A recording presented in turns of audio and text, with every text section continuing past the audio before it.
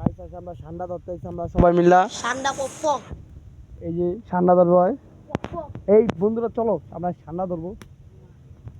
চলো বন্ধুরা চলো এই বন্ধু ঠান্ডা ঠান্ডা ঠান্ডা ঠান্ডা দুধ দিছে এই বন্ধু চল চল চল চল চল চলো ঠান্ডা পপ ঠান্ডা দুধ দিছে পুকি আচ্ছা আমরা বন্ধু ঠান্ডা